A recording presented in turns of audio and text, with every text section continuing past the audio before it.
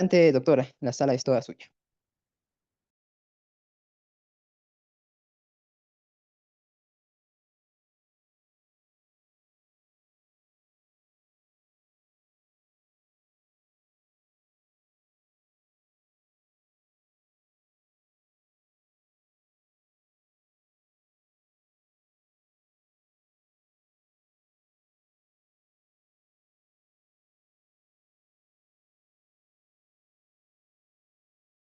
Buenas noches con todos. No sé si se logra ver la pantalla para poder continuar con esta ponencia. Agradezco a CEFOCAP por la invitación. Es un tema interesante, es un tema actual y hemos traído información que nos puede ayudar a profundizar nuestros conocimientos, a confirmar, ¿no? Y también a generar opinión en la población. Muy bien, el tema que nos convoca son los recursos naturales. Entonces, nuestro primer punto de partida siempre va a ser la secuencia histórica de los problemas ambientales, ¿no? Porque al día de hoy nos encontramos ya en la era del antropoceno, ¿no? Eso implica que prácticamente los cambios en materia ambiental que se pueden observar en nuestro país, en nuestra ciudad o también en el mundo, tiene como punto de partida las actividades que realiza el ser humano, ¿de acuerdo? Pero ¿cuándo empezó este cambio tan radical hasta el día de hoy, no? En primer lugar, se dio por la revolución industrial, ¿no? Porque en un inicio la especie humana era nómade, se trasladaba de un lugar a otro y eso no generaba mayor riesgo porque le daba espacio a la naturaleza para que se recupere, porque tiene la capacidad de resiliencia. Entonces, ¿qué actividades se desarrollaron con intensidad desde la revolución industrial?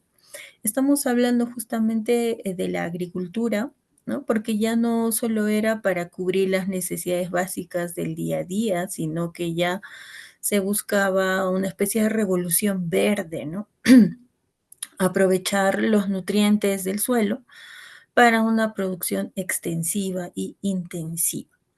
Entonces, además que ya no se utilizaban a los animales, o muy poco se utilizan los animales para arar, ¿no? Sino que se empieza a utilizar manufactura, se empieza a utilizar maquinarias y estas consumen, por su especialización, el combustible, ¿no? Y eso genera CO2. Pasamos del uso intensivo del carbón a otros recursos energéticos, ¿no? Estamos hablando de la energía ahora, ¿no? De la energía eólica, mareomotriz, entre otros. Pero estas actividades no son inocentes, llamémoslo así, ¿no? Sino que generan una serie de contaminantes, de emisiones, de residuos, generan problemas de tipo ambiental. Adicionalmente a esto, la globalización, ¿no? Ha logrado que se den apertura de oportunidades comerciales a nivel de las regiones y de los países.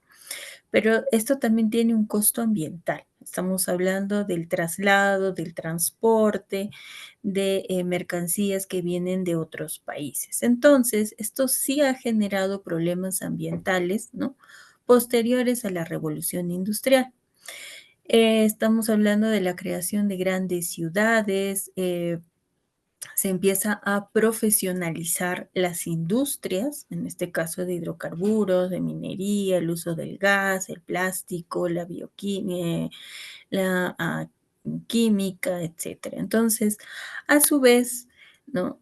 Todos los países reconocen que la posesión o la presencia de recursos naturales son la materia prima con las cuales pueden negociar con otros países y entonces se va consolidando las industrias extractivas, ¿no? Y esto genera pues un campo idóneo para la formación de una nueva disciplina como es el derecho ambiental. Pero, ¿qué ocurre? Que hasta ahora, ¿no? Primero se generan los problemas y después, interviene el derecho, ¿ya? Para resolverlo. Entonces, uno de estos primeros casos fue la evidencia de la presencia de la lluvia ácida, que eran los óxidos de sulfuro y nitrógeno producidos en procesos industriales, ¿no? Entonces, se van a ver escenas como esta, ¿no? La Gran Niebla de Londres, de 1952, en donde había la presencia de mucho smog, ¿no? Y generó, pues, ¿no? Una serie de problemas en la ciudad, porque hasta ese momento todos pensaban de que se podían realizar actividades extractivas, ¿no? Pero sin ningún tipo de consecuencia, ¿no? Entonces, se van dando cuenta, por ejemplo, en el caso de Minamata, que el día de hoy es un tratado internacional que busca el uso responsable del mercurio, pero más o menos en 1956 una empresa vierte 81 toneladas de mercurio y esto generó contaminación en las especies marinas porque este era un pueblo de pescadores y cuando las personas consumían estas especies empezaron a desarrollar problemas por haber cruzado el umbral, ¿no? Razonable de mercurio en el cuerpo. Pero, y por eso es que el Perú también ha suscrito este convenio de Minamata, ¿no? Ahora en el Perú el mercurio es un insumo controlado, ¿ya? Porque se utiliza es muy necesario para la actividad minera. Pero además que hasta ahora nosotros seguimos encontrando presencia de mercurio en el cuerpo de las personas, ¿no? Entonces, este también es un tema de salud ambiental. El caso de Madre de Dios, por ejemplo, ¿no? O en poblaciones de comunidades nativas como Santa Rosa de Serjalí, entre otros, ¿no? Genera un impacto negativo en la salud de las personas. Pese a que existe ya este convenio de Minamata, pese a que se está controlando la comercialización del mercurio, todavía se sigue observando las consecuencias nocivas de la presencia de este en el cuerpo de las personas y afecta, ¿no? De manera significativa en su salud y el desarrollo de su proyecto de vida, ¿no? Porque em, estas personas no viven durante mucho tiempo. Entonces, el derecho ambiental se consolida frente a este tipo de escenarios, ¿no? Entonces, nos vamos dando cuenta aquí de que ya no solo se trata de un derecho individual, sino es de un derecho colectivo, de disfrute colectivo, en donde no solo se centra en la circunscripción territorial de un país, sino que trasciende más allá de las fronteras. Es por eso que el derecho internacional aporta mucho con dos hitos claves, ¿no? Para la consolidación de esta nueva rama. Regula actividades humanas que van a incidir en el ambiente, ¿no? Se reconoce ya al medio ambiente como un bien jurídico protegido y también tiene protección a nivel constitucional.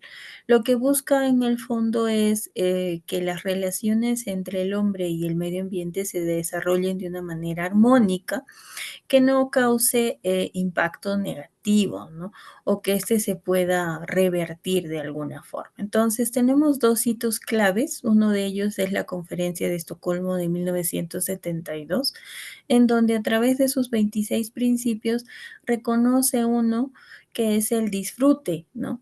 De las condiciones adecuadas para la vida de las personas y que ésta debe realizarse en condiciones de una calidad ambiental que le permita llevar pues una vida digna y gozar de bienestar. En la conferencia de Río del 92 también se aprueban 27 principios, ¿no?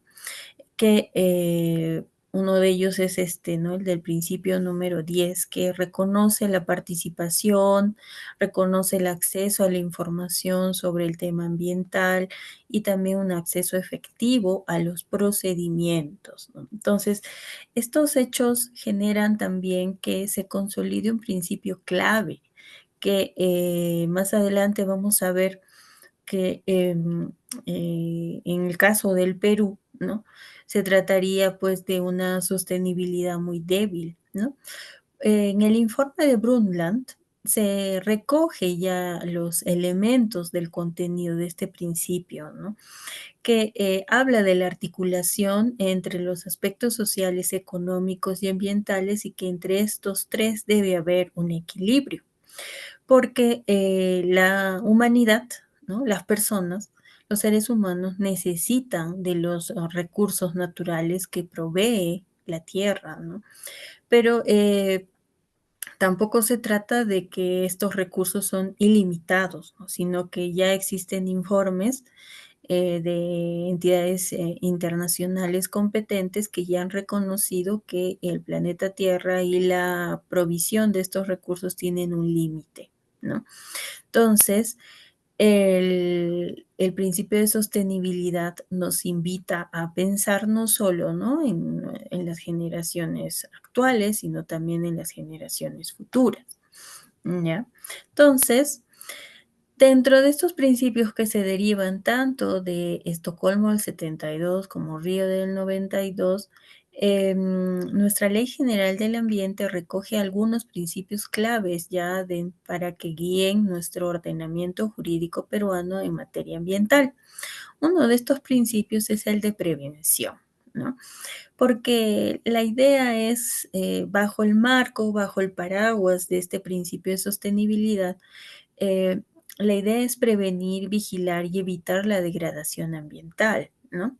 Porque ese árbol tiene que generar frutos que sirvan para satisfacer nuestras necesidades, pero también tiene que servir para brindar alimentos y cuidados a las generaciones futuras. Entonces, el principio de prevención ya en nuestra Ley General del Ambiente señala que se debe establecer medidas, ¿no? Que ayuden a mitigar, a recuperar, a restaurar o compensar según corresponda. Entonces, se reconoce que las actividades humanas, las actividades extractivas, no son del todo inocentes, ¿no? Sino que siempre van a generar impactos. Entonces, dentro de nuestro sistema de gestión ambiental, los estudios de impacto ambiental son instrumentos que sirven para prevenir, ¿no? Estos impactos y establecer con la información del día de hoy de qué forma se podrían solucionar o resolver, ¿no? Otro principio clave que justo apunta a este tema de la tecnología, del conocimiento actual eh, que posee nuestro país y ahora que estamos en el mundo globalizado, es más con la ayuda de la inteligencia artificial, ¿no? Se puedan tomar decisiones, ¿ya? Que ayuden a reducir o evitar el impacto, ¿no? De los daños ambientales. ¿Ya? Entonces, cuando exista falta de certeza absoluta, no debe utilizarse como razón para postergar la adopción de medidas eficaces y eficientes para impedir la degradación del ambiente, ¿no? Lo lamentable de esto es que los daños ambientales son irreversibles, ¿no? Entonces, existen pocos casos en donde se haya recuperado la calidad ambiental de un río contaminado, ¿no? Entonces, se requiere la presencia tanto de la sociedad civil organizada, la academia y también el cuerpo político, ¿no? Para que se puedan tomar ese tipo de decisiones. Otro principio clave es el de la internalización de costos, ¿no? En el sentido de que las empresas que realicen actividades económicas deben también prever, ¿no? Económicamente hablando, ¿no? cómo corregir los daños o impactos que pueden causar en el ambiente. ¿Ya? Entonces, ya nuestra Ley General del Ambiente establece que los actores del sector empresarial deben incorporar siempre la tecnología de última generación porque podría generar menos impacto, ¿no? Entonces, eso aplica también a la actividad empresarial del Estado. El principio de responsabilidad ambiental señala que el que causa la degradación del ambiente y de sus componentes, ya sea una persona natural o jurídica, pública o privada, tiene que adoptar medidas que ayuden a restaurar, rehabilitar o reparar, ¿no? Entonces, en la medida de los daños o impactos que puedan generar, ¿no? Independientemente de la responsabilidad administrativa, civil o penal a la que hubiera lugar. Entonces, este principio de responsabilidad ambiental se fortalece también con la presentación de los estudios de impacto ambiental, porque en toda actividad, ¿no? Va a haber cuando esta concluya, ¿no? Si es minería, por ejemplo, el plan de cierre, ¿no? Y también a fin de reducir los pasivos ambientales, ¿no? Entonces, el principio de responsabilidad ambiental siempre está presente. Un principio clave que tiene que ver también con el tema que se desarrolla en este curso especializado es el de gobernanza ambiental, ¿no? Estamos ya en el Perú, bueno, es un país pluricultural, ¿no? Tiene la presencia de comunidades nativas, la presencia de comunidades campesinas, que históricamente han ocupado este territorio incluso antes de que se declare la independencia, ¿no? Entonces, tienen voz en todo el diseño institucional, en la aprobación de las normas, a través de la consulta previa, ¿no? El convenio 169 de la OIT reconoce que ellos forman parte de nuestro país, tienen derecho a la autodeterminación de su territorio. Entonces, el principio de gobernanza ambiental reconoce el aporte de todos los actores que forman parte de nuestro país, porque estas normas son de carácter general, ¿no? Entonces, de todas maneras nos va a impactar, ¿no? Ya sea de manera directa o de manera indirecta, ¿no? Porque se trata de materias, de derechos ambientales. Entonces, eh, el principio de gobernanza ambiental reconoce eso, ¿no? Y que todos los actores, ¿no? Estamos hablando del Ministerio del Ambiente, de Serfor, ¿no? O de Minagri, cualquier decisión que tomen debe contar con la participación de todos ellos, ¿ya?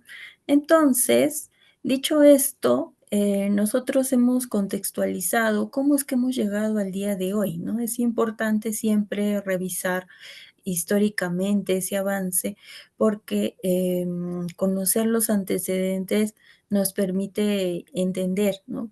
¿Por qué estamos en esta situación actual? Entonces, ya en la Constitución del 93, ¿no? Reconoce claramente cuáles son el contenido de este derecho al medio ambiente. Primero reconoce que es un derecho fundamental, es decir, de ejercicio individual, ¿no? Y se debe realizar, debe ser adecuado y equilibrado para el desarrollo de la vida de las personas, ¿no? Pero a su vez, en diversas, a nivel internacional, ¿no? Se reconoce también que este ejercicio de este derecho es de naturaleza colectiva, ¿ya? Y más aún cuando se trata de los impactos, ¿no? Por eso es que en el artículo 66 te dice, ¿no? Que estos recursos naturales renovables y no renovables son patrimonio de la nación. Entonces, nosotros poseemos una diversidad biológica significativa, ¿no? Tenemos áreas naturales protegidas, cuyo ente rector es el Servicio Nacional de Áreas Naturales Protegidas, ¿no? Tenemos recursos forestales, tenemos recursos pesqueros, ¿no? Tenemos recursos mineros, también en yacimientos en hidrocarburos, ¿no? Entonces, o en el caso también del gas, ¿no? Entonces, esto hace que para acceder a estos recursos sea a través de la concesión, ¿no? Y que los titulares de estas actividades económicas paguen, aparte de cumplir con obligaciones de materia ambiental, ¿no? Paguen sus derechos de vigencia. Entonces señala que el Estado es soberano en su aprovechamiento y que por ley orgánica se van a fijar las condiciones de su uso, ¿no? Y el otorgamiento a particulares. Entonces ya reconoce que la concesión otorga a su titular un derecho real, ¿no? Pero además establece lineamientos claros en el artículo 67 de que en materia ambiental debe existir una política nacional del ambiente y que promueva el uso sostenible de sus recursos naturales. Entonces, señala aquí recursos naturales, ¿no? Claro que este tiene una redacción y también una mirada económica, ¿no? Porque el recurso natural es aquel bien que existe en la naturaleza, pero que tiene un valor en el mercado, ¿no? Entonces pueden haber recursos potenciales, ¿no? Que de repente por ahora no despiertan ningún tipo de interés en su extracción, en su transformación, ya sea porque no tiene, digamos, un comprador, ¿no? O alguien interesado en este o se le puede dar tal vez valores agregados, ¿no? Entonces, en el artículo 68 nos dice que está obligado a promover la conservación de la diversidad biológica y de las áreas naturales. Em, y habíamos señalado de que estas áreas naturales protegidas tienen un ente rector, ¿no? Y tenemos áreas naturales protegidas de uso directo, de uso indirecto, que son espacios en donde si bien existe la intervención humana, ¿no? Esta es regulada, es controlada, porque la idea es que se genere el menor impacto posible. Recordemos que en estas áreas naturales protegidas es posible que los ecosistemas a través de su función de resiliencia se puedan regenerar de manera natural porque hay una intervención humana mínima. Entonces, el beneficio de la recuperación de estos ecosistemas es para nosotros mismos, ¿no? Y el beneficio pues es posible disfrutar a través de una calidad del aire adecuado, ¿no? Belleza paisajística o de repente cuando se extraen o disfrutamos los productos, el caso de la miel, ¿no? Entre otros. Además, el artículo 69 señala que el Estado promueve el desarrollo sostenible de la Amazonía con una legislación adecuada, ¿no? Entonces, ya nuestro artículo reconoce la importancia de la Amazonía. Y este es justamente el artículo que vamos a desarrollar más adelante con algunos datos interesantes que hemos encontrado de fuentes oficiales, ¿no? De cómo es que la sostenibilidad débil que al día de hoy existe en nuestro país está afectando el mandato constitucional contenido en el artículo 69, ¿ya? Pero, ¿qué otros elementos más tenemos en relación a la constitución y el ambiente, ¿no? En efecto, el Estado tiene una función promotora, ¿no? Porque va a establecer lineamientos para que se aproveche estos recursos naturales, pero el criterio clave o el estándar es que este aprovechamiento sea sostenible. No quiere decir que yo voy a depredar toda la anchoveta que existe en el mar pensando solamente en cubrir mi cuota para este año, ¿no? Sino que tengo que hacerlo de tal forma que permita que esta especie se regenere, ¿no? Y que para el próximo año, para la próxima temporada, yo pueda extraer también igual cantidad de pesca, ¿no? Entonces, el aprovechamiento sostenible en cuanto a los recursos naturales implica también respetar su proceso natural de regeneración. Por eso es que se establecen periodos de veda, ¿no? En el caso del Ministerio de la Producción lo establece para las especies pesqueras, ¿no? Y respetar esos periodos porque están en regeneración natural, ¿no? Entonces, recordemos siempre, y ya lo vamos a ver también más adelante, de que tener en cuenta este criterio no es solo pensando, digamos, en la empresa, ¿no? Sino también en los ciudadanos, ¿no? Entonces, hay una parte de la cuota pesquera que va a servir efectivamente, ¿no? Para la pesca industrial, para la elaboración de harina de pescado, ¿no? Enlatados, y otra cuota debe servir para el consumo humano directo, ¿no? Y porque es una fuente de nutrientes, entonces tiene que garantizarse también la seguridad alimentaria, ¿no? No solamente servir como insumo para su transformación y posterior comercialización, ¿no? Entonces, esas son las dimensiones que establece o los estándares que exige este aprovechamiento sostenible. A su vez, las políticas también tienen que recoger este criterio de la sostenibilidad, ¿no? Y generarse infraestructura. Hablamos de manera general, la infraestructura puede ser normativa, puede ser institucional, ¿no? Para que apoye, ¿no? En ese sentido. Entonces, a su vez, aplicando este principio de precaución, ¿no? El precautorio, fomentar el conocimiento científico tecnológico para la mejor toma de decisiones, ¿no? A la par que se puede promover la libre iniciativa, ¿no? También esta debe ser limitada, ¿no? En función a criterios que ayuden a un uso sostenible de los recursos. Entonces también se promueve la innovación productiva, ¿no? Impulsar la transformación de estos recursos naturales para el desarrollo sostenible. Entonces, en el fondo se trata de una función integradora, ¿ya? Es cuidar, ¿no? A la gallina de los huevos de oro. Entonces, uno de estos conceptos claves que acogimos de Colombia es el de la constitución ecológica, ¿no? Y tiene una triple dimensión, ¿ya? ¿Qué quiere decir? Que es un principio que va a irradiar todo el orden jurídico, ¿no? Porque es una obligación del Estado, ya lo hemos visto en el artículo 66, 67, 68 y 69. Proteger las riquezas naturales de la nación, ¿no? Entonces, no puede tomar decisiones contrarias a este mandato constitucional, ¿de acuerdo? Lo otro es que reconoce que todos tenemos derecho a gozar de un ambiente sano, ¿no?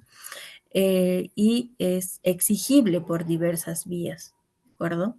Entonces, también es un conjunto de obligaciones impuestas a las autoridades y a los particulares en su calidad de contribuyentes sociales, ¿ya? Entonces, el, además, la protección del ambiente, ¿no? Tiene que ser de tipo progresivo, ¿sí? La legislación nueva tiene que proteger y desarrollar mejor, ¿no? El contenido de estos derechos, ¿ya? Y no puede ser en un sentido contrario. Entonces, ¿qué más se desprende de este concepto de la constitución ecológica y de estos tres elementos claves, ¿no? Que el medio ambiente debe ser adecuado para el desarrollo de la persona. Entonces, si bien es cierto, esta redacción, tanto de nuestra Constitución como de otras, a excepción de la de Bolivia o la de Ecuador, ¿no? que tienen ya la categoría de los derechos de la naturaleza, nuestra Constitución es todavía de un enfoque antropocéntrico. Por eso es que señala que el medio ambiente debe ser adecuado para el desarrollo de la persona, ¿no? Entonces, y efectivamente, cuando una persona ha logrado, digamos, el desarrollo de su proyecto de vida en armonía con el medio ambiente, es alguien que tiene muy pocos cuadros de estrés o problemas de salud, ¿no? Entonces, y eso redunda claramente en el presupuesto del Estado destinado a la atención de la salud de las personas, ¿no? Entonces, estamos hablando de la contaminación, estamos hablando de las enfermedades no transmisibles, ¿no? Como la obesidad, la hipertensión, ¿no? Entre otros, ¿ya? Entonces, conforman todos estos elementos un concepto clave, que es la calidad de vida. Y esto, ¿no? Dentro de esta mirada antropocéntrica tiene que ver con la dignidad de las personas, ¿ya? Entonces, ¿qué quiere decir, no? Que cuando se rompen estos estándares mínimos se vulnera, pues, ¿no? La dignidad y la calidad de vida y el derecho de las personas a disfrutar de un ambiente sano y adecuado para el desarrollo de su proyecto. Entonces, frente a esta dimensión individual, ¿no? Destaca una dimensión colectiva y esa es la que también ha sido reconocido con sus diferentes elementos por el convenio 169 de la OIT, nuestra ley de consulta previa y su reglamento, ¿no? Porque habla de la relación que tienen las comunidades con elementos como la tierra, ¿no? Los recursos naturales, porque estos colectivos eh, realizan actividades de recolección, de caza, de pesca, de siembra, de cosecha, ¿no? Entonces, y probablemente siempre hayan vivido así, ¿no? Entonces es necesario su protección y reconocimiento constitucional.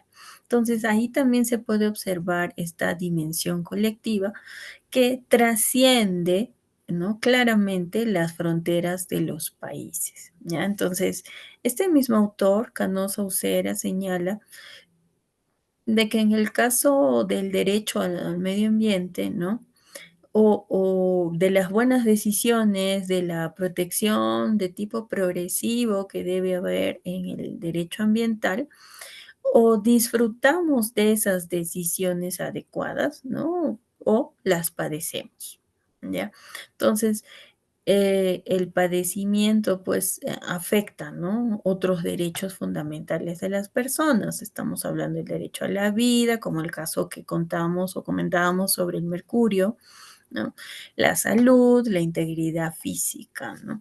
Entonces, no nos olvidemos de este elemento, ¿ya? Entonces, las posibles lesiones, dice el autor, ¿no? Provenientes de particulares se producirán en la mayor parte de los casos cuando el particular infringe al medio un daño que imposibilita para otros particulares el disfrute del medio dañado. Entonces, el bien pues va a perder, ¿no? Con el daño sufrido, su adecuación y el particular, al infringirlo, incumple su deber constitucional de conservar el medio ambiente. Un momentito, ¿no? ¿Qué significa? Que si yo boto la basura a la calle, al río, al lago, ¿no? ¿Estoy incumpliendo mi deber constitucional de conservar el medio ambiente? Sí. Porque este derecho, ¿no? Este derecho tiene doble dimensión. Eso es propiamente un derecho, pero también es un deber, ¿ya? Entonces, esa misma lógica se va a aplicar, ¿no? También a las autoridades, ¿no? Porque ellos están cumpliendo una función de tipo pública, ¿no? Una función pública. Tienen un mandato, ¿no? Entonces, el mandato primordial aquí es la de conservar el medio ambiente y tomar medidas que ayuden a ese objetivo. Entonces, ¿pero qué sucede cuando es el aparato estatal quien afecta el medio ambiente, ¿no? Entonces, esto ya no es infracción de un deber, ¿no? Como si se puede imputar a un ciudadano, sino el incumplimiento de los mandatos constitucionales a ellos dirigidos que les impone determinadas obligaciones de hacer, ¿ya? La promoción, preservación del entorno y la vigilancia para el uso racional de los recursos naturales. Entonces, este concepto, ¿no? Lo podemos extrapolar en nuestro Sistema Nacional de Gestión Ambiental, ¿no? Por eso es que el artículo 67 habla de la Política Nacional del Ambiente. Por eso es que nuestra Ley Orgánica del Poder Ejecutivo establece claramente los sistemas funcionales, ¿no? Que obedecen a políticas públicas, ¿ya? Y el Ministerio del Ambiente tiene ese mandato, ¿no? Ya lo vamos a ver también más adelante, ¿no? Eh, Al revisar sus normas de creación, con qué fin han sido creadas estas entidades, ¿no? Entonces, es importante tener claro estos supuestos. Luego, un instrumento clave para la gestión ambiental en materia ambiental es justamente nuestra Política Nacional del Ambiente, ¿no? Que como habíamos señalado, está aprobada ya tiene una vigencia al 2030, ¿no? Nuestra primera política fue aprobada después de la creación del Ministerio del Ambiente. Entonces, como son instrumentos de gestión, deben ser actualizados, ¿no? Y tiene objetivos, ¿ya? Que justamente están relacionados con el evento, ¿no? Por ejemplo, reducir los niveles de deforestación y degradación de los ecosistemas, ¿ya? Y tiene que ver con la biodiversidad, la calidad ambiental, una gestión adecuada de residuos sólidos, la búsqueda de la ecoeficiencia, ¿no? Avances en cambio climático y la institucionalidad ambiental, ¿ya? Entonces, ahorita vamos a desarrollar con algunos datos si luego de haber precisado, ¿no? Estos mandatos constitucionales, bueno, tanto a nivel nacional como internacional, porque hemos estado afirmando desde un inicio que la sostenibilidad en el Perú es débil, muy débil, ¿no? Entonces tenemos este instrumento de gestión, ¿ya? Tiene objetivos claves vinculados con el desarrollo de estos mandatos constitucionales, pero sin embargo, pareciera que no toda la gestión pública, ¿no? En materia ambiental, ¿no? Opinan lo mismo, ¿de acuerdo? Entonces, ¿cuáles son estos problemas actuales en materia ambiental, ¿no? Les he traído unos datos que pertenecen al Global Forest Watch, ¿no?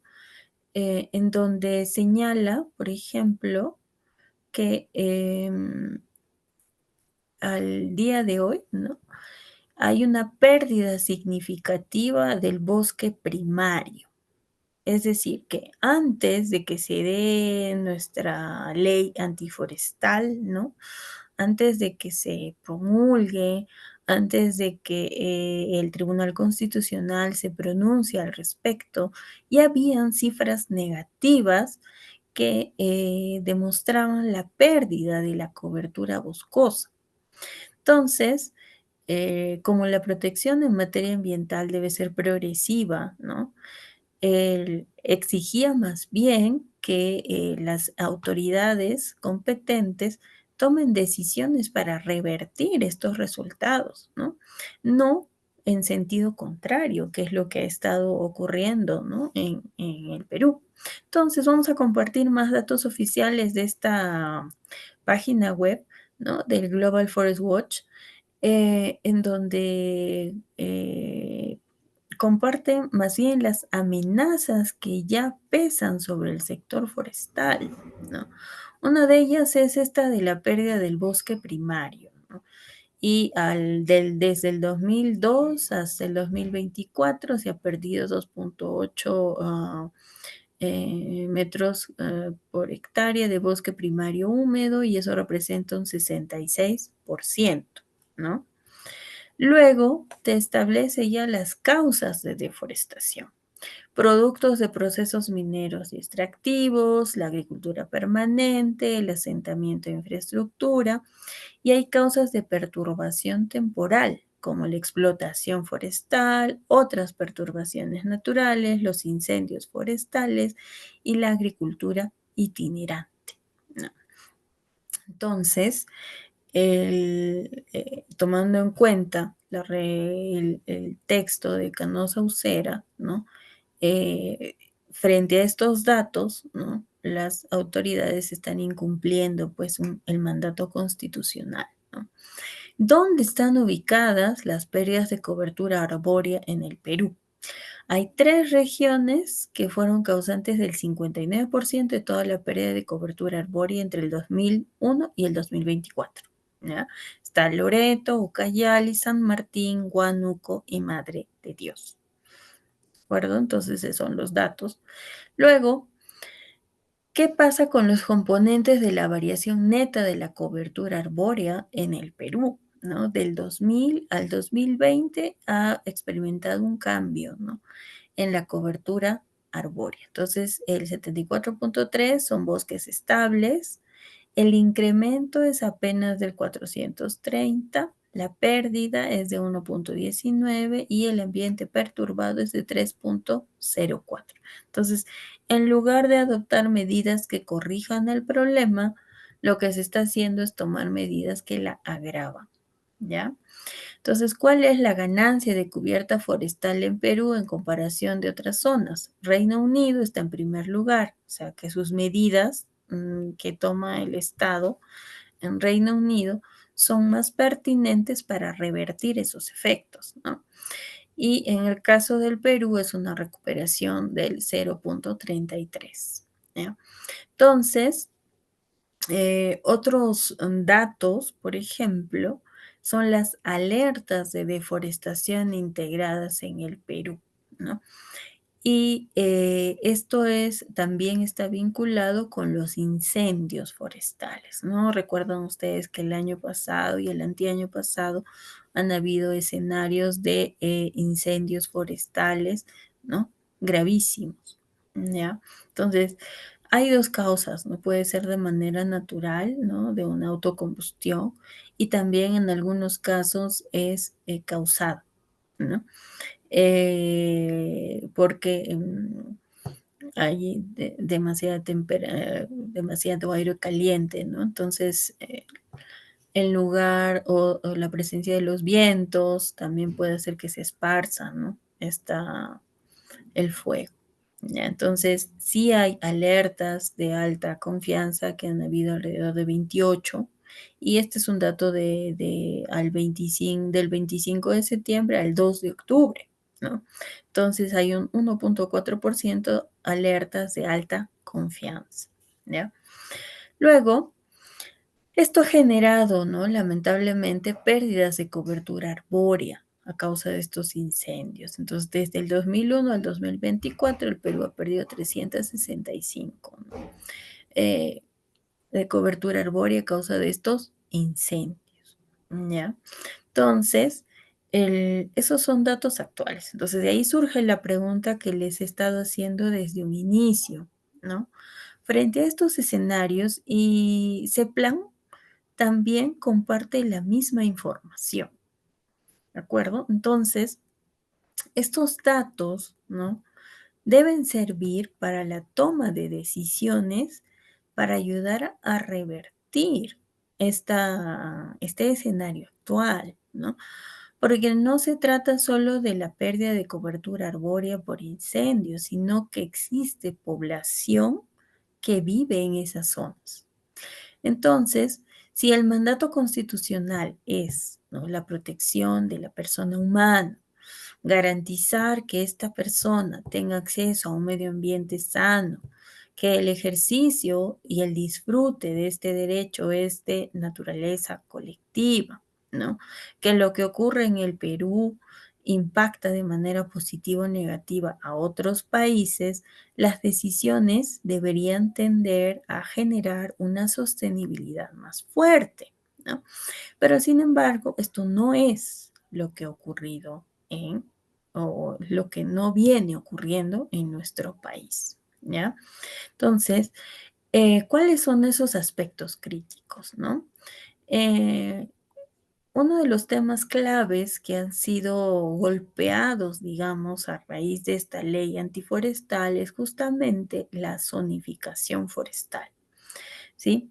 Entonces, ¿qué pasa con nuestra ley forestal, no? Ha sido una de las primeras leyes que se logró el consenso, ¿no? Porque fue sometida, digamos, a un proceso de consulta previa.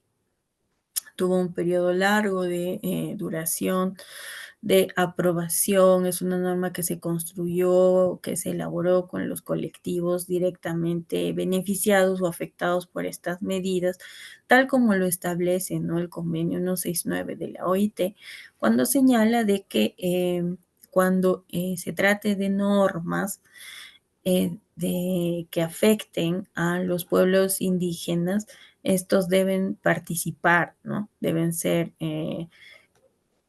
actores, ¿ya? En la aprobación, en la discusión de estas. Entonces, a raíz del baguazo, ¿no?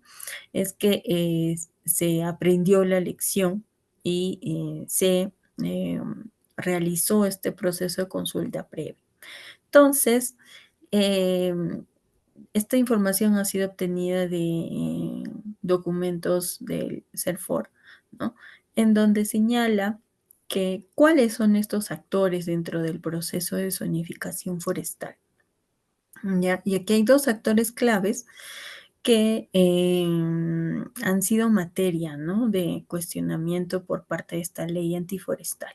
Estamos hablando del Ministerio de Agricultura, del Ministerio del Ambiente, ¿no?, de la Presidencia del Consejo de Ministros, el Servicio Nacional de Áreas Naturales Protegidas, los gobiernos regionales y el CERFOR, que es la Autoridad Nacional Forestal y de Fauna Silvestre. Es el ente rector del Sistema Nacional de Gestión Forestal y de Fauna Silvestre. Entonces, cuando menciona que es un ente rector, quiere decir que hay, ¿no?, un sistema funcional, una política pública, y ya hemos visto que la política ambiental al 2030 tiene un objetivo que busca la reducción de la en deforestación, ¿no?, la recuperación de la cobertura boscosa, ¿no?, eh, proteger, digamos, el mayor uso del suelo, ¿no?, entre otros factores en materia ambiental.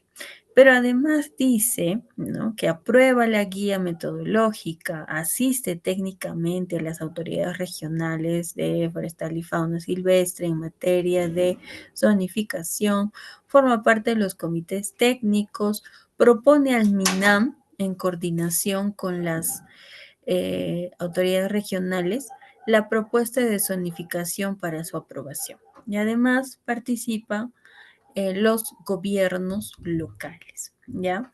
Forma parte de los comités técnicos y esto debe ir acompañado, ¿no?, por los gobiernos regionales, ¿ya? Entonces, estos son los actores claves, ¿no?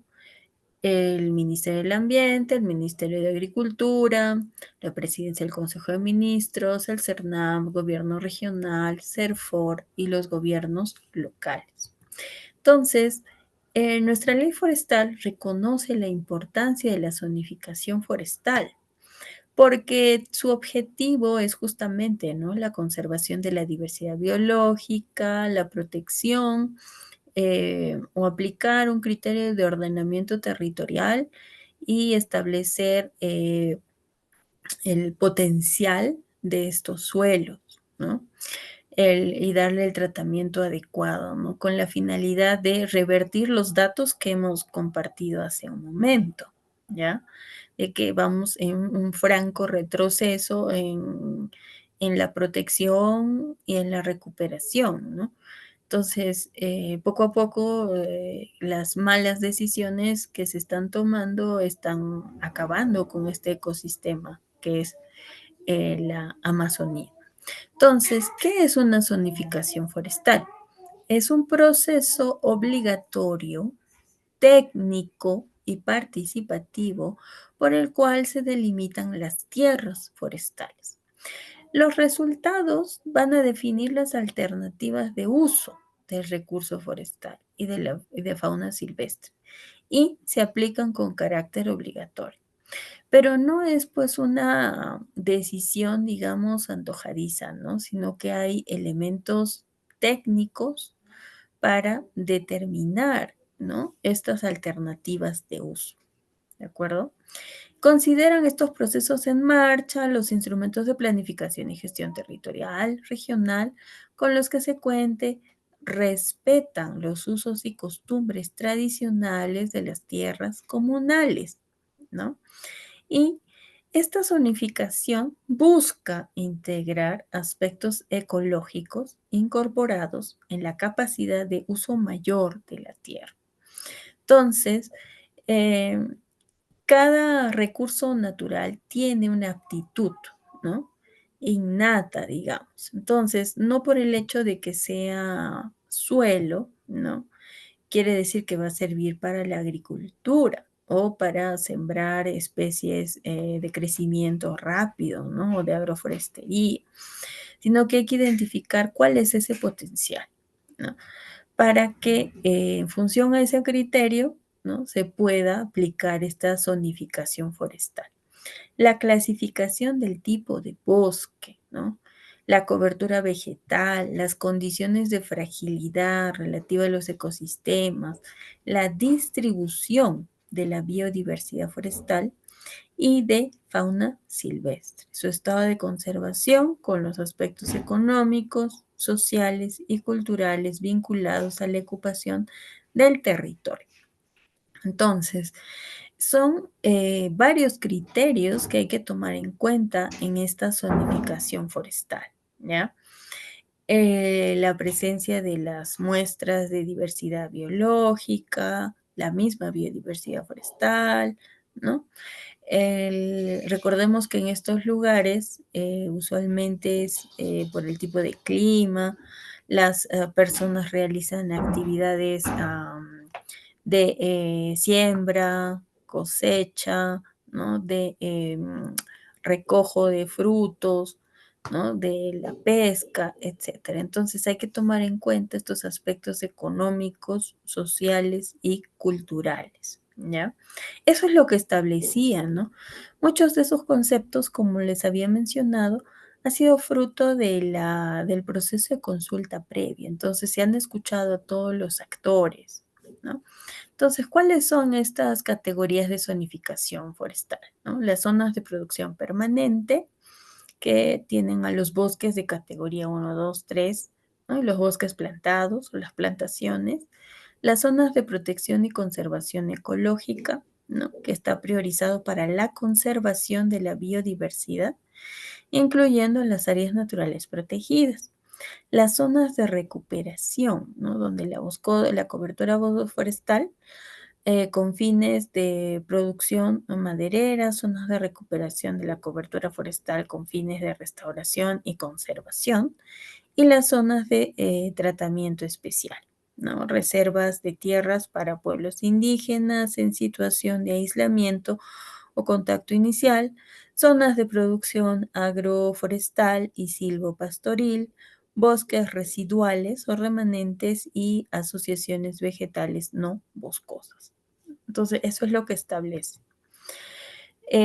Aquí nosotros vemos, ¿no? Que los actores ya tienen sus funciones específicas, ¿no?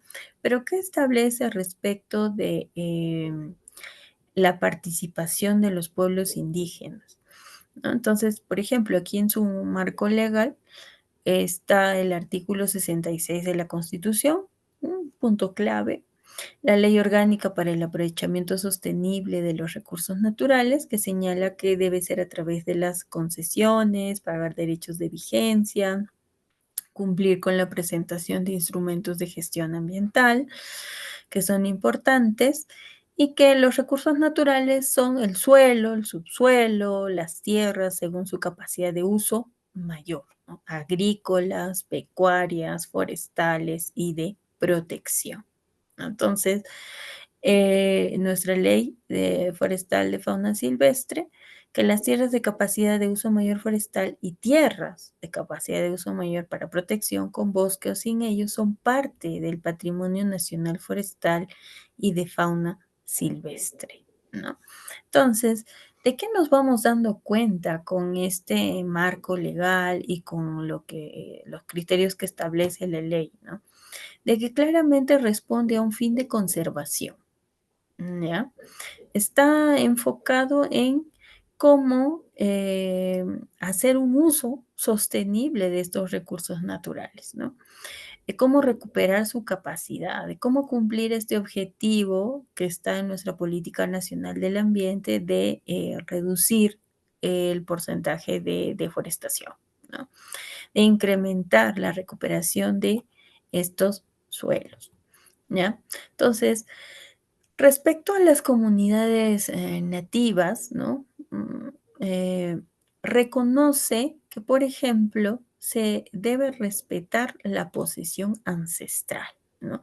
En cumplimiento a lo que dice el convenio 169 de la OIT, porque para las comunidades nativas el criterio ancestral no es solo por el hecho de que han vivido ahí, ¿no? Sino que tienen un vínculo especial con esa tierra, ¿no? Entonces, porque puede representar algún apu, ¿no?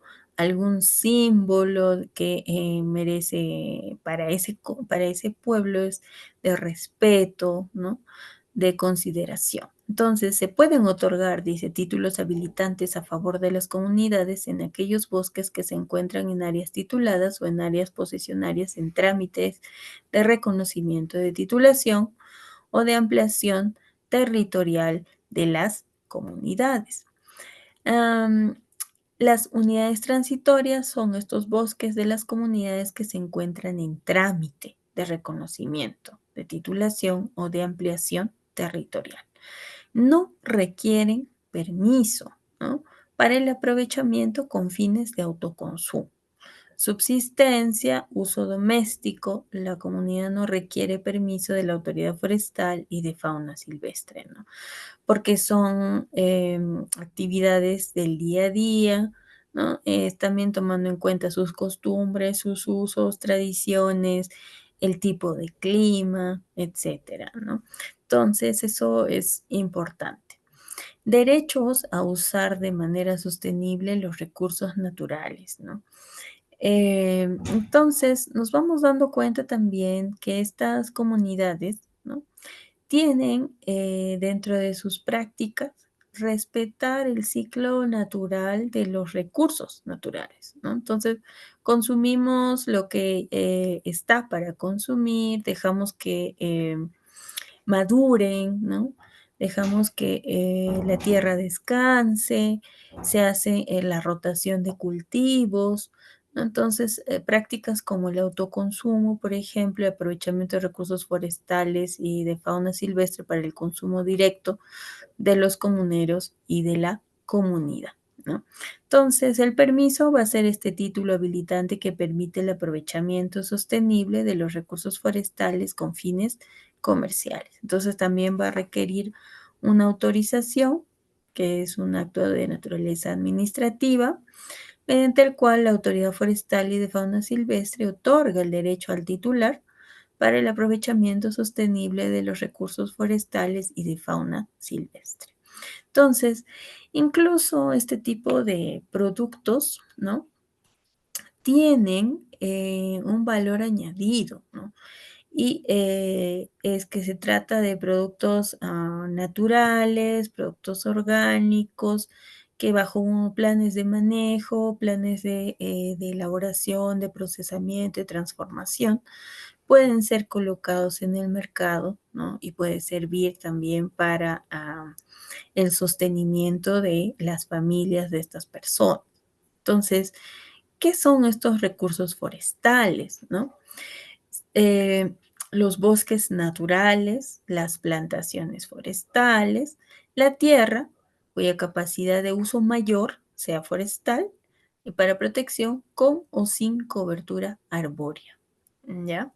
Y los demás componentes silvestres de la flora terrestre y acuática emergente, ¿no? Incluyendo la diversidad genética. Entonces, aquí también están vinculados el marco normativo del protocolo de Nagoya, el convenio de diversidad biológica, que protege, ¿no?, los conocimientos tradicionales, ¿no?, el acceso a estos recursos genéticos, ¿no?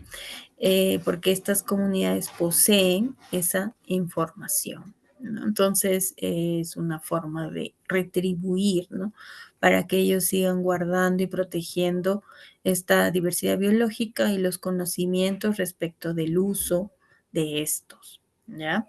Entonces, ahí la competencia más bien es de Indecopi, ¿no? Y del Ministerio del Ambiente también. Entonces, ¿qué es lo que ha ocurrido, ¿no?, con esta ley antiforestal, ¿no? Obedeciendo el mandato constitucional, ¿no?, el Ministerio del Ambiente, ¿no?, gestionaba con el CERFOR justamente la aprobación de la zonificación forestal y la aprobación de los bosques de producción permanente, ¿no? Estaba a cargo del Ministerio del Ambiente, ¿ya? Pero esta ley 31973 modifica a la ley 29763, que es la ley forestal que hemos estado explicando, ¿no? Entonces, ¿qué ocurre? Que ahora, ¿no?, luego de que esta ley fue sometida a un proceso de inconstitucionalidad, el Tribunal Constitucional ha señalado de que mantiene la vigencia de estos artículos con excepción de em, las disposiciones finales de esta ley, ¿no? Entonces, ¿cuáles eran las facultades que tenía originalmente, ¿no? El Ministerio del Ambiente participaba en la aprobación de la zonificación forestal y la aprobación de los bosques de producción permanente, ¿ya? Entonces, como hemos visto, la zonificación forestal era un proceso obligatorio porque estaba enfocado, ¿no?, en identificar las funciones de naturaleza ambiental, ¿no? Tiene una finalidad de conservación y entonces había que tomar en cuenta esos criterios para ser aprobados. ¿Y quiénes eran pues las entidades competentes, no? El Ministerio del Ambiente y también CERFOR, ¿ya? Porque este proceso es importante para determinar la potencialidad y las limitaciones para el uso directo e indirecto de los ecosistemas forestales y otros ecosistemas de vegetación silvestre, ¿no? Y esa capacidad para brindarnos recursos, bienes y servicios ecosistémicos, siguiendo con el enfoque antropocéntrico que son indispensables para la vida. Entonces, recordemos que en un inicio habíamos dicho que el derecho ambiental había partido, había desarrollado en base a tragedias ambientales, ¿no? En donde los estados voltearon la mirada y dijeron: ¿qué estamos haciendo? Es momento de corregir las decisiones que como países hemos estado tomando respecto de los recursos naturales. Entonces, por ejemplo, la presencia de la cobertura boscosa asegura como un servicio ecosistémico la presencia del agua, ¿ya?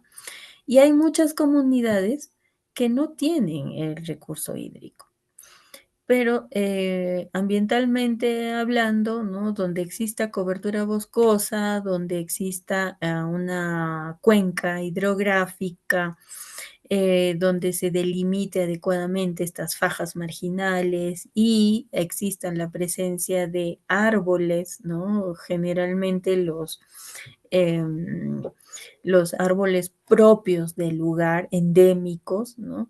A través de sus raíces van a captar el agua y ésta se va a mantener, ¿no? Pero han sucedido hechos en donde la misma población sembró otro tipo de especies. en esas fajas marginales, ¿no? O en cabeceras de cuenca. Y eso generó que se produzcan deslizamientos, incluso que algunos ríos o lagos se sequen, ¿no? Entonces, con la finalidad de corregir eso, es que se había considerado que la zonificación forestal era un proceso obligatorio, ¿ya? ¿Qué más ocurrió? Que el artículo 33 de nuestra ley señalaba que la zonificación forestal es aprobada mediante resolución ministerial del Ministerio del Ambiente a propuesta del CERFOR, en coordinación con la Autoridad Regional Forestal y de Fauna Silvestre. Entonces, estamos claro, nuestro país es un estado descentralizado, ¿no? Entonces, reconoce claramente el nivel de coordinación que debe existir entre los tres niveles de gobierno, ¿no? Entonces, es el primer paso que realiza el Estado para determinar las unidades del ordenamiento forestal. Y eso permite, ¿no?, el otorgamiento de derechos de aprovechamiento. Entonces, el artículo 25 de nuestra ley señalaba que se delimitan de manera obligatoria, técnica y participativa las tierras forestales, ¿no? Entonces, los resultados de esto definen las alternativas del uso del recurso forestal y de fauna silvestre, ¿no? Entonces, eso permitía establecer, determinar unidades forestales y los títulos habilitantes, ¿ya? Pero ahora esta competencia ya no es del Ministerio del Ambiente, sino del Ministerio de Agricultura. Luego vamos a hacer el análisis normativo, ¿no?, de cada uno de estos para entender el impacto de estas medidas que, en pocas palabras, es contraproducente a lo que señala la Constitución y el derecho ambiental internacional, ¿no? Luego, estaba prohibido realizar actividad agrícola o ganadera en tierras de aptitud forestal. El Porque este es un criterio técnico, ¿no? Y ya habíamos dicho que aplicando el principio de prevención, el principio precautorio, ¿no?, se tiene que hacer uso de una información científica fidedigna que nos permita tomar mejores decisiones respecto de este tema. Entonces, eso es lo que se estaba haciendo, ¿no? Esta regla estaba contenida en el artículo 38. Según esta regla, solo se podría hacer cambio de uso de la tierra, solo se podía sembrar y cultivar en tierras que realmente tenían aptitud agrícola. ¿Cuál es la lógica detrás de esta disposición?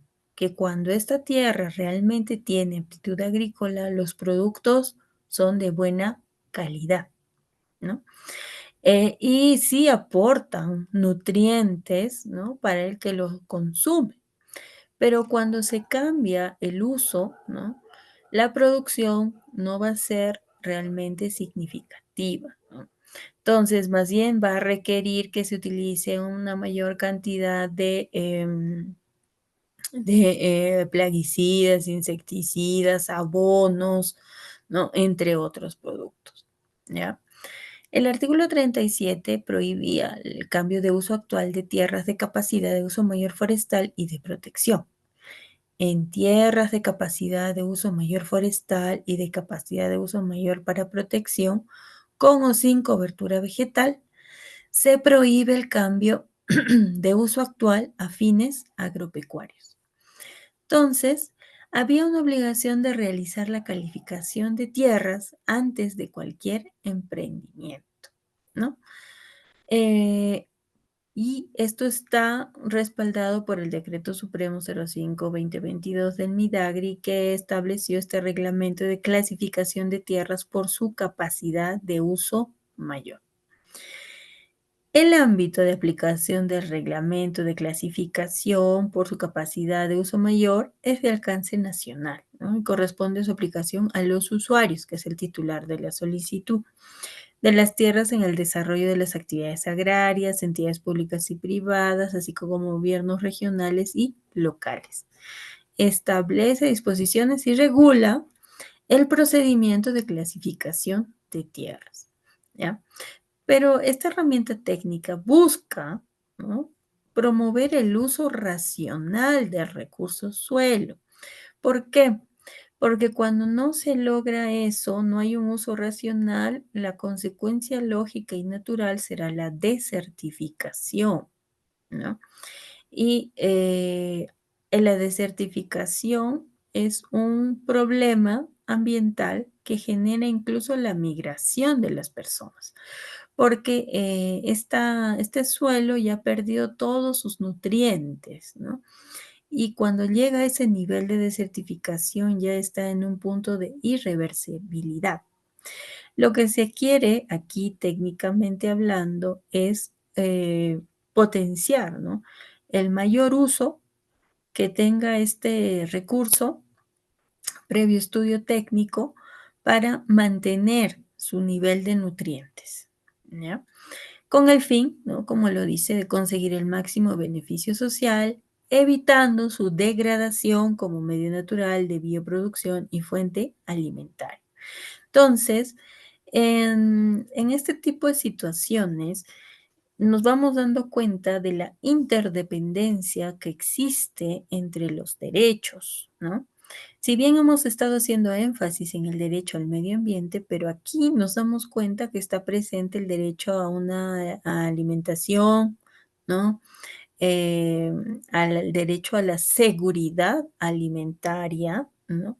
Respetando, haciendo uso racional del recurso suelo, que en resumidas cuentas también está vinculado con el derecho a la vida, el derecho a la integridad física, ¿no? Porque no está de más decirlo, de que el país tiene un alto índice de anemia, ¿no? Entonces, ¿qué quiere decir? Que lo que se está consumiendo ya no aporta en nutrientes a la calidad de vida de las personas, ¿no? Un niño que tiene un alto índice de desnutrición probablemente no llegue a desarrollar todo su potencial académico, ¿no? Siempre va a ser un alumno mediocre, no va a aprender fácilmente, ¿no? Entonces, ¿qué tipo de ciudadano va a ser? ¿Cómo se va a desarrollar a nivel de su proyecto de vida en el ámbito profesional, ¿no? Y estará vinculado con el alto índice de deserción escolar, ¿no? Entonces, no es solo eh, el derecho al medio ambiente, ¿no? Sino que vamos viendo esta interdependencia que hay con otros derechos, ¿ya? Entonces, todos estos pequeños propietarios o poseedores de tierras tenían que realizar este proceso de calificación de tierras, no con el fin de incomodar o molestar, ¿no? Sino con el fin de que estas personas no realicen una agricultura tal vez migratoria, ¿no? ¿Qué significaba? Que sembraba aquí, me daba una producción más o menos y después me iba a otro lado, ¿no? Entonces, por no haber tomado en cuenta estos criterios técnicos, ¿no? Entonces se analizaba el tipo de tierras, entre otros elementos, pero con fines técnicos para un mejor uso del suelo, ¿ya? Entonces, luego estaba, ¿no? La prohibición del cambio de uso de las tierras, ¿ya? Solo se podrá realizar actividad agrícola en tierras de la Amazonía si se demuestra en base al proceso de calificación de tierras que la tierra tiene aptitud agrícola. Y esto depende de las características, ¿no? Del espesor, del tipo de las prácticas que se realizan en la zona, ¿no? Porque quien vive ahí sabe que es necesario hacer pues la rotación de cultivos, ¿no? Y para mantener, ¿no? El potencial de esta tierra. Entonces estaba prohibido el cambio de uso de tierra. Pero ¿qué ocurrió? ¿No? El artículo 38 señalaba, ¿no? Que cuando exista cobertura boscosa en tierras de dominio público, técnicamente clasificadas como de capacidad de uso mayor, para cultivo en limpio o cultivos permanentes, según el reglamento de clasificación de tierras, por su capacidad de uso mayor, el CERFOR puede autorizar su cambio de uso actual a fines agropecuarios respetando la zonificación ecológico-económica de nivel medio superior aprobada por el gobierno regional o gobierno local, previa opinión vinculante del Ministerio del Ambiente, de acuerdo al procedimiento administrativo que aprueban ambas autoridades para ese fin. Entonces, aquí hay un criterio importante, ¿no? Es una opinión vinculante del Ministerio del Ambiente.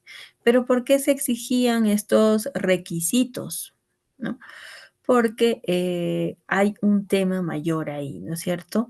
De hacerle frente a la deforestación, a problemas ambientales mayores, ¿no? Por la pérdida de cobertura boscosa, por generar una desertificación, ¿no? Que a la par genera otros tipos de problemas de tipo social, ¿ya? Entonces, ojo que este tipo de procedimientos, ¿no? Los requisitos, fue elaborado con criterios técnicos y además fue de manera participativa, ¿no? Entonces, estuvieron presentes todos los actores involucrados en esto. No se hizo como en el caso de la ley forestal anterior, ¿no? Producto de un carpetazo, ¿no? Sino que este sí tuvo un proceso participativo. Entonces, no se podría alegar el desconocimiento de las personas directamente afectadas por esta medida. Pero sin embargo, ¿no? Y aquí viene el análisis desde lo que exige, ¿no? La ley orgánica del Poder Ejecutivo, porque tanto el Ministerio del Ambiente como en el Ministerio de Agricultura y Riego obedecen a sistemas funcionales, ¿no? Un sistema funcional, es decir, a políticas públicas. Y está establecido en su ley de creación. En el caso del Ministerio del Ambiente, que es el decreto legislativo 1013, en el artículo 3 señala que el objetivo específico del Ministerio del Ambiente es la conservación, ¿ya? De tal modo que se propicie y asegura el uso sostenible, responsable, racional y ético de los recursos naturales y del medio que los sustenta. El hacer efectivo estos criterios permite contribuir al desarrollo integral, social, económico y cultural de la persona humana, en permanente armonía con su entorno. Entonces, nuestra ley forestal respondía a este artículo 3, respondía a este objetivo de creación del Ministerio del Ambiente, ¿no? Y estamos viendo en el desarrollo, en el contenido, ¿no? Que está en armonía con lo que señala nuestra Política Nacional del Ambiente al 2030, ¿ya? En permanencia, dice, en permanente armonía con su entorno y así asegurar, ¿no? En clave de desarrollo sostenible, a las presentes y futuras generaciones el derecho a gozar de un ambiente equilibrado y adecuado para el desarrollo de la vida, ¿no? Dice además, ¿no? Para ver aquí quién es la bruja del cuento, son objetivos específicos del Ministerio del Ambiente asegurar el cumplimiento del mandato constitucional sobre la conservación y el uso sostenible de los recursos naturales, la diversidad biológica y las áreas naturales protegidas y el desarrollo sostenible de la Amazonía, ¿ya? Prevenir la degradación del ambiente, revertir procesos negativos que los afectan, promueve la participación ciudadana, contribuye a la competitividad del país, ¿no? Incorpora principios de desarrollo sostenible en las políticas y programas nacionales y los objetivos de sus organismos públicos adscritos. Entonces, nuestra ley forestal estaba diseñada en esa lógica, ¿ya? Pero como ahora tenemos un nuevo actor, ¿no? Sería bueno verificar qué busca el Ministerio de Desarrollo Agrario y Riego, ¿no? Que está modificado, digamos, por la ley 31075. Dice lo siguiente. En el ámbito de su competencia del Ministerio de Desarrollo Agrario y Riego, ejerce competencia en las siguientes materias, ¿ya? Tierras de uso agrícola y de pastoreo, tierras forestales y tierras eriazas con aptitud agraria, agricultura y ganadería, recursos forestales y su aprovechamiento sostenible, flora y fauna silvestre, sanidad, inocuidad, investigación, extensión, transferencia de tecnología y otros servicios vinculados a la actividad agraria. Recursos hídricos, riego, infraestructura de riego, utilización de agua para uso agrario, infraestructura agraria. Entonces, claramente del artículo 5 se desprende más bien un uso productivo del suelo, ¿no? Pero sin aplicar un criterio técnico, ¿no? Porque no todos los suelos, ¿ya? Tiene pues aptitud para agricultura, ¿no? Muchas estarán destinadas para el pastoreo, para tierras forestales, ¿no? Y es más, dice tierras eriazas con aptitud agraria. Entonces quiere decir que a través de la infraestructura de riego es que se puede mejorar, ¿no? El potencial de estas tierras, pero amerita un estudio previo, ¿no? ¿Por qué? Porque como lo hemos estado señalando ya desde un inicio, ¿no? La revolución industrial efectivamente generó contribuciones, pero tiene un costo, ¿no? El uso del combustible, el traslado de un lugar a otro, puede ser por vía aérea, ¿no? Y eso genera una huella ecológica muy grande, que también debe ser tomada en cuenta al momento de hacer el análisis costo-beneficio, ¿no? No es solo decir que vamos a potencializar el uso del suelo, vamos a generar ganancias, sí, pero ¿a qué costo? Entonces, esa es la diferencia que quería hacer respecto del cambio de ente rector. ¿Ya? Entonces, tenemos, ¿no? La sentencia, ¿ya? Que declara fundada en parte la demanda, ¿no? Entonces, declara inconstitucionales las disposiciones complementarias transitorias primera y segunda de la Ley 31973. Esta ley antiforestal que modifica la Ley 29763, que es la Ley Forestal y de Fauna Silvestre y declaré infundada la demanda en lo demás. Entonces, ¿qué quiere decir? Que se ha modificado respecto de la zonificación, ¿no? ¿Quién es el que autoriza? Ahora ya no pasa por el Ministerio del Ambiente, que como sabemos tenía un fin de conservación, ¿no?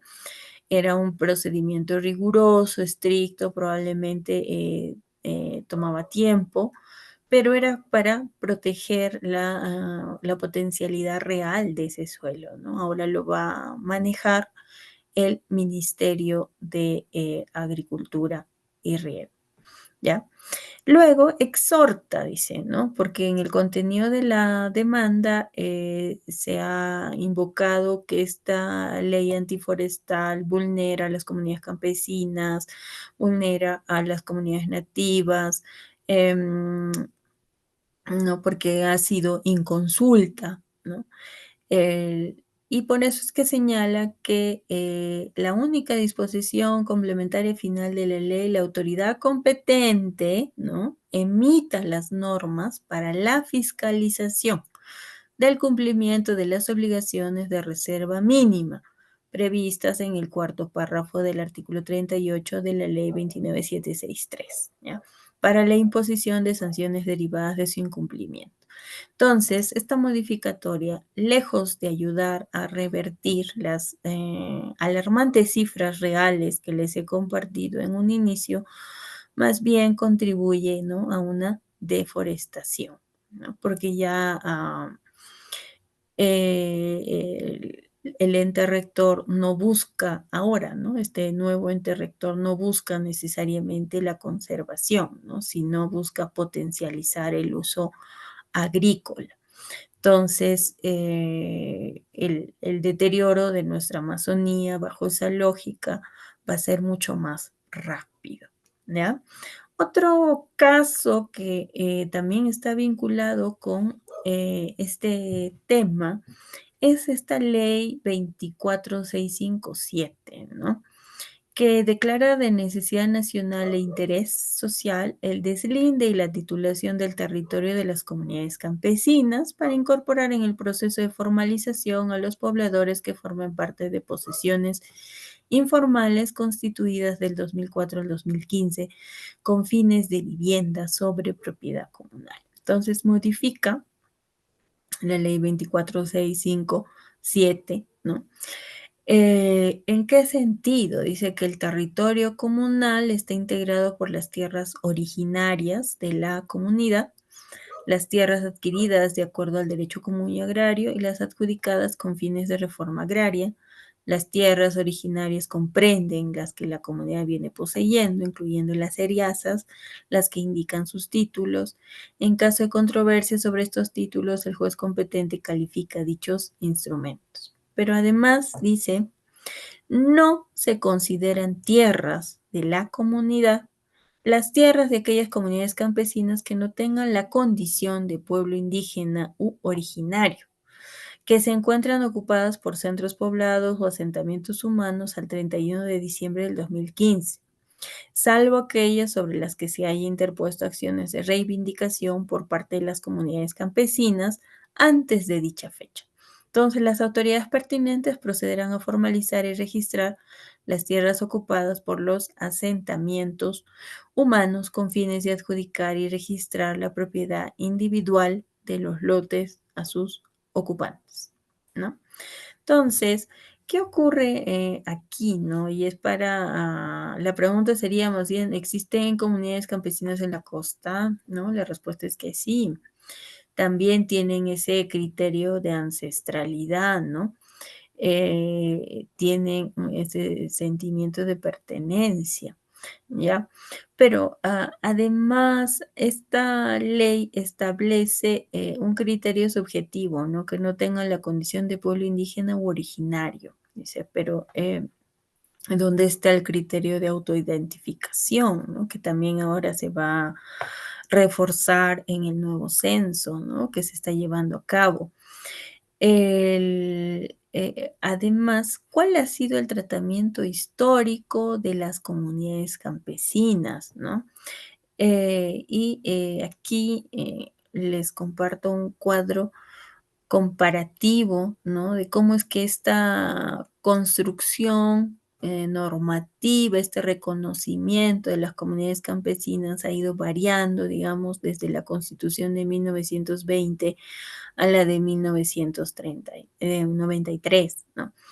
En la Constitución de 1920, en el artículo 41, señalaba que los bienes de propiedad del Estado, de instituciones públicas y de comunidades indígenas son imprescriptibles, es decir, que no se pueden vender, ¿no? Porque había un uso colectivo del suelo, ¿no? De la tierra. Ya, yo, si bien yo podía tener mi casa o ejercer libremente mi derecho de propiedad, también había tierras de la comunidad, ¿no? En donde todos podían participar a través de la mita, la minca, el aini, ¿no? Figuras ancestrales que se mantienen al día de hoy, ¿ya? Entonces, en la Constitución del 33 señalaba en el artículo 208 y 209 que el Estado garantiza la integridad de la propiedad de las comunidades. La ley organiza el catastro correspondiente. Entonces, integridad, dice, de la propiedad de las comunidades. Pero, ¿qué funciones tiene una comunidad? ¿No?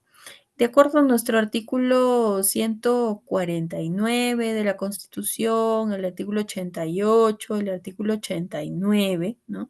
Gozan de autonomía, ¿no? Como dice aquí, ¿no? Son autónomas en su organización, en el trabajo comunal, en el uso, la libre disposición de sus tierras, en lo económico o administrativo dentro del marco de la ley, ¿no? La propiedad de sus tierras es imprescriptible, salvo que haya casos de abandono.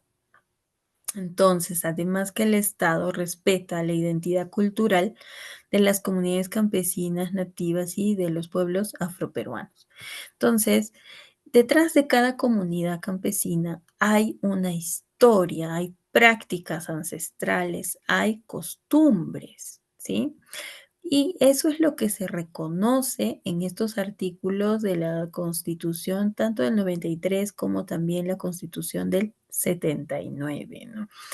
La diferencia es que en la del 79 tenía 3 criterios, ¿no? Porque, obedecía más a un constitucionalismo social, ¿no?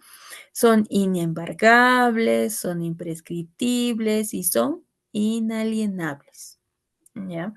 Y salvo ley fundada en el interés de la comunidad, solicitada por una mayoría de los 2/3 de los miembros calificados o en caso de expropiación por necesidad y utilidad pública. En ambos casos, con pago previo en dinero, es decir, una expropiación directa, ¿ya? A través de una ley y del pago de el justiprecio. Queda prohibido el acaparamiento de tierras dentro de la comunidad. Entonces, pero estamos aquí hablando del ejercicio colectivo, ¿no? De la comunidad, ¿no? El sentimiento de identidad, el sentimiento de pertenencia, todos estos criterios que también recoge el convenio 169 de la OIT. Solo que cuando el Estado peruano ratifica este convenio, ¿no? Al elaborar la ley de consulta previa y su reglamento, establecen también un registro, ¿ya? Pero este registro es solo, llamémosle así, no es obligatorio, no es cancelatorio, ¿no? No se puede invocar el hecho de que está inscrito en este registro y por tanto sí es una comunidad nativa y sí debe participar en una consulta previa, ¿no? Porque estos pueblos o estas comunidades también cumplen esos mismos criterios de ancestralidad, de autodeterminación, de tener costumbres, usos, de tener una vida cultural propia, ¿no? Entonces, son objeto de protección y de reconocimiento, ¿no? Y más aún, como lo señala el artículo 89, de tener autonomía en su organización. Adicionalmente a ello, como mencionábamos, el artículo 149 de la Constitución reconoce que ellos pueden administrar justicia, ¿no? La única limitación es que no se vulneren los derechos fundamentales. Entonces, hay muchas comunidades que tienen sus rondas campesinas y la participación de estas en la solución de conflictos es a veces más efectiva que en el sistema formal, ¿no? Entonces, son ejemplos, ¿no? De los que hemos traído, en donde claramente contradicen mandatos constitucionales, ¿ya? Probablemente obedezcan a intereses de grupos, ¿no? Pequeños que están poniendo en riesgo, digamos, todo aquello por lo cual nos sentimos orgullosos, ¿no? Que tiene que ver con nuestra identidad cultural, ¿ya? Entonces, otro ejemplo, ¿no? Es respecto de los avances que hay en el Perú sobre el reconocimiento de los derechos de la naturaleza, ¿no? Eh, Hemos puesto como ejemplo desde un inicio que nuestra mirada en el caso peruano es de un antropocentrismo fuerte y eso está generando también que la sostenibilidad sea muy débil, ¿no? Casi está que languidece, ¿no? Por las decisiones que se toman a nivel del Congreso. Entonces, tenemos varios casos ya de ordenanzas municipales, ¿no? Y también ahora una regional que reconoce derechos a la naturaleza. Entonces, una sentencia efectivamente histórica, porque sí hubo proyectos de ley que buscaron que se reconociera los derechos de la naturaleza, pero ahora se está haciendo caso por caso, ¿no? Por ejemplo, en el caso del río Marañón y sus afluentes que han sido declarados como sujetos de derecho, ¿ya? Entonces, el reto es ahora la implementación, ¿no? Y esa es una tarea pendiente. El último caso, el último ejemplo, es que a través de una ordenanza regional, el lago Titicaca también ha sido reconocido como sujeto de derechos, ¿ya? El caso del lago Titicaca es compartido entre 2 países, ¿no? Y ha habido avances, significativos a nivel del Ministerio del Ambiente durante la gestión del doctor Pulgar Vidal, ¿no? En donde, se ha fortalecido, digamos, las instituciones, que venían trabajando ya desde el 87, la protección del lago Titicaca, tanto en el lado peruano como en el lado boliviano. Además, el lago Titicaca en ambos lados, peruano y boliviano, también tiene la categoría de sitio Ramsar, ¿no? Que es este reconocimiento de este ecosistema porque sirve como el hábitat de especies o de aves migratorias, ¿ya? Además, ¿no? El lago Titicaca es un área natural protegida, es la Reserva Nacional del Titicaca y ahora tiene un reconocimiento a través de esta ordenanza regional. Entonces, los retos que implica parten por coordinar, ¿no? Ambos países en temas como la gestión adecuada de residuos sólidos, ¿no?